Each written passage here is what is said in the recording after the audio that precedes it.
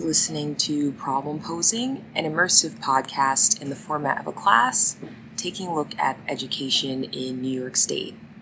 What you hear in our class is what we imagine a real class can sound like, focused on the big questions. And while some parts of the class are fictional, representing real organizations and real class progress, the issues at hand are as real and as problematic as ever. I'm your host, Christina.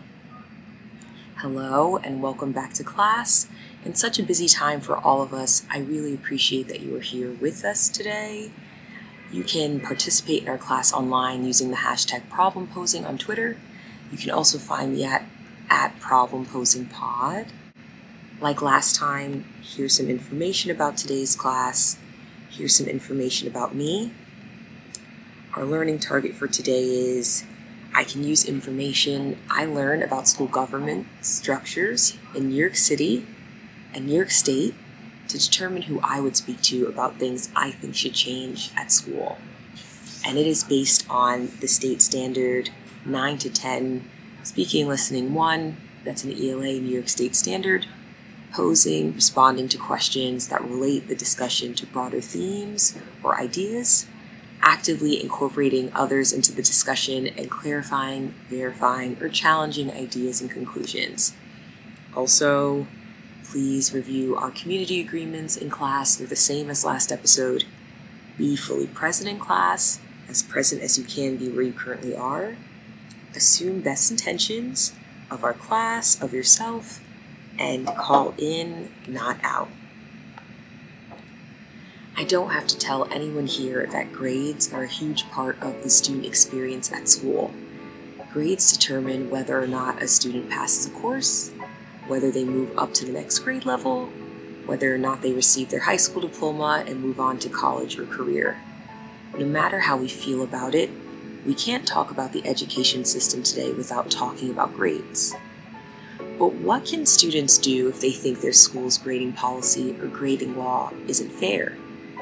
Who decides what the grading policy is in the first place?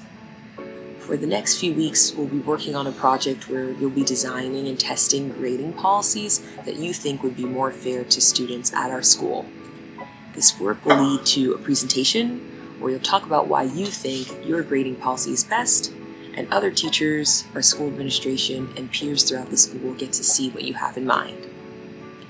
In preparation for this work, and before our school principal joins our class to talk about the grading policy as it stands now, I think it is important that we talk a little bit more about who makes important decisions like grading policies at schools. We can start with a short quiz to see what you already know. I'm going to list some acronyms, abbreviations formed from the first letters of words that are for different leadership structures in New York City and New York State education. Find something to write with and write on, and try to write down the full names of these leadership groups. Ready? The first is PTA. The second is UFT.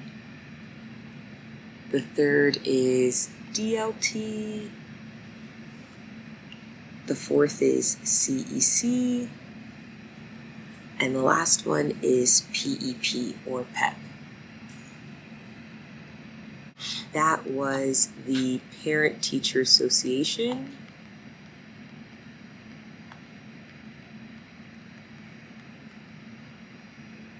The United Federation of Teachers.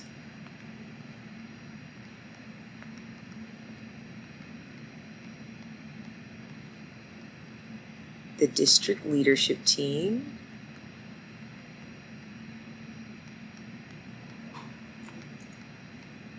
The Community Education Council,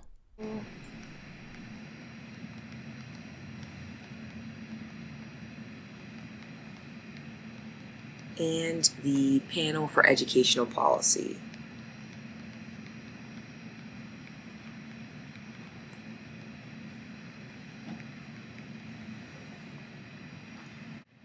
How many did you get?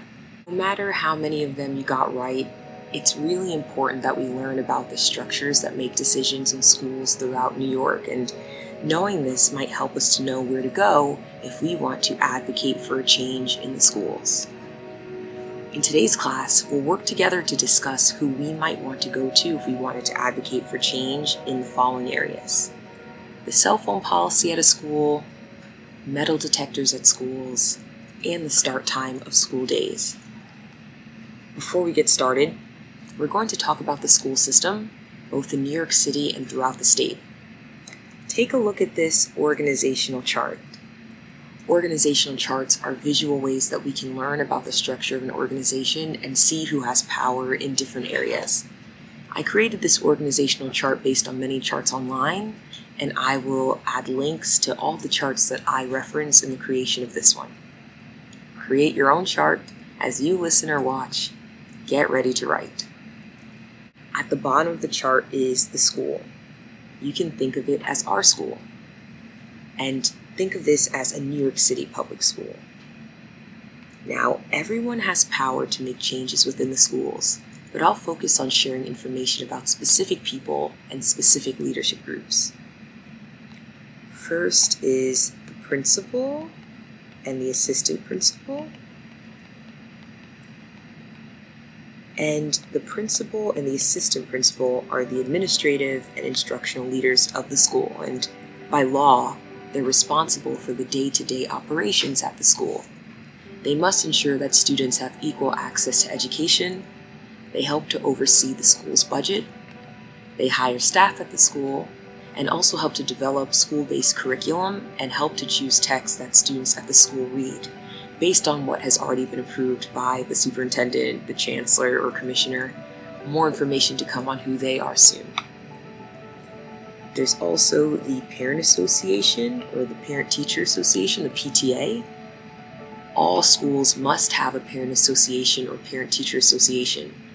These organizations advocate for students and families, share updates about the school with parents and families, and plan and run activities for parents and families of students at a school. PTAs have the power to host workshops, organize academic and social activities for families, raise money for a school, and they run volunteer events. Parents and guardians of students are automatically members of their school's PTA.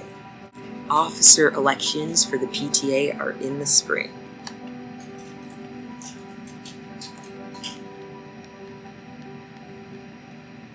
Next is the school leadership team, or the SLT. Just like every school must have a PTA, every school must have a school leadership team. The school leadership team has many responsibilities at the school, and the members of the SLT must include the principal and the parent association president, among other members. The team has to create a comprehensive educational plan for the school and reviews and adjusts the budget to make sure that it aligns with that plan. The SLT must have an equal number of parent members and staff members, including the principal, and any member of this team can request the school budget up to 2 times a semester. Also, the superintendent is supposed to consult with the SLT when they begin the process of hiring a new principal. More on who the superintendent is later.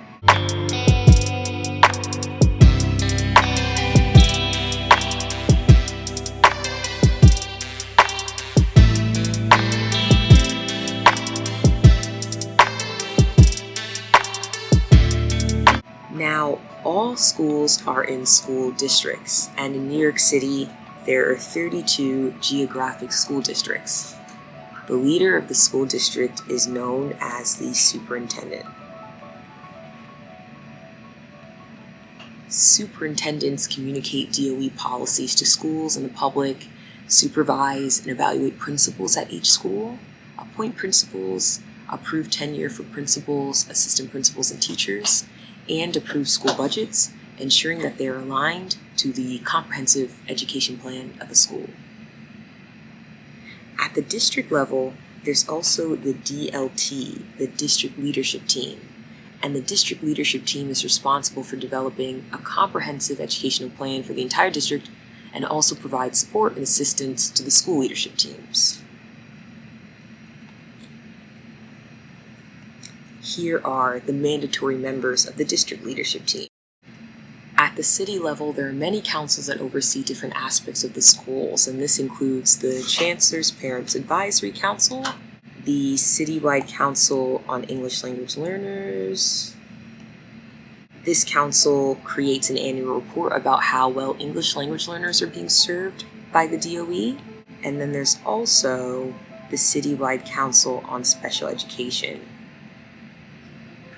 And they also create an annual report about how well students with disabilities are being served by the DOE.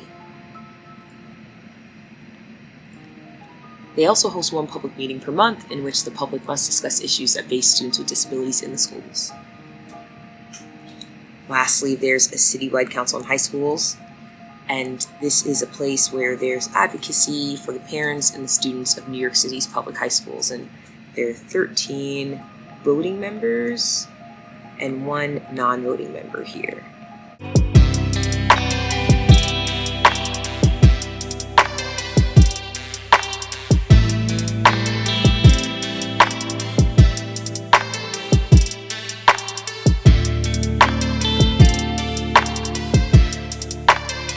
The Department of Education oversees all of the public schools in the city.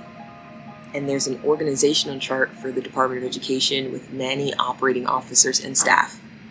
The Department of Education is located downtown, here in the city.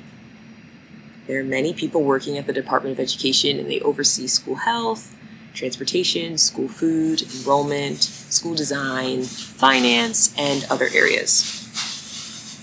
The person that oversees is in charge of the Department of Education is the Chancellor. Currently, that's Chancellor David Banks. The Chancellor is responsible for the day-to-day operation of the department, visits schools throughout the district, shares updates on the status of the work happening within the DOE, and guides the vision for the work that the DOE leads. The highest governing body in the city's educational system, working sort of horizontally with the mayor, is the Panel for Educational Policy. So I think I would put them here. The Panel for Educational Policy consists of 15 members, and they're similar to the Board of Education for other school districts that are not as big as the Department of Education. The parents on the PEP are elected by CEC presidents. The Chancellor is also always a PEP member. The application is due on November 15th to be a member of the PEP. The PEP votes on school relocations and closings and DOE contracts over $1 million, and also the school budget. PEP meetings are monthly, and they are available to join online.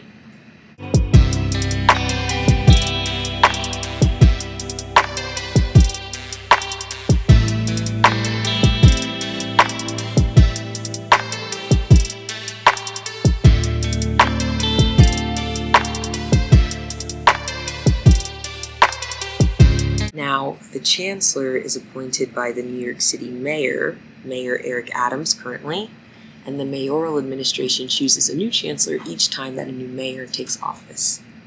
With a new mayor and a new chancellor, what the DOE focuses on can change, and the chancellor cannot make decisions apart from what the mayor's overall vision is for the schools. And the New York State Education Department oversees New York City schools and all schools in the state. That's in Albany, and the commissioner is currently Dr. Betty Rosa. The New York State Legislature, the government, makes the laws that the Education Department has to follow, the education law, and there's a lot more information about the roles and responsibilities of the State Education Department online. Finally, the U.S. Department of Education oversees the adherence to some policies for schools across the country, Title VI of the Civil Rights Act of 1964, Title IX, Section 504 of the Rehabilitation Act of 1973, the Elementary and Secondary Education Act, among others, but mostly focuses on leading a national dialogue about how to improve education and shares information about what works in teaching and learning and contributes federal funding to schools. There's a lot of grant work that the Department of Education leads, and again, federal funding, national dialogue, information sharing. As I mentioned before, education is largely a states-based issue. The leadership structure for public schools that are outside of the city is a bit different. Take a look at this more general organizational chart. At the bottom is a New York public school outside of the city, and definitely want your feedback on this for everyone here in our class. All the schools are in school districts that have boards of education, school boards. You can contact the school board directly to learn how to be a part of your school board. The school boards are overseen by the State Department of Education that I mentioned earlier, and the U.S. Department of Education oversees it all at the federal level.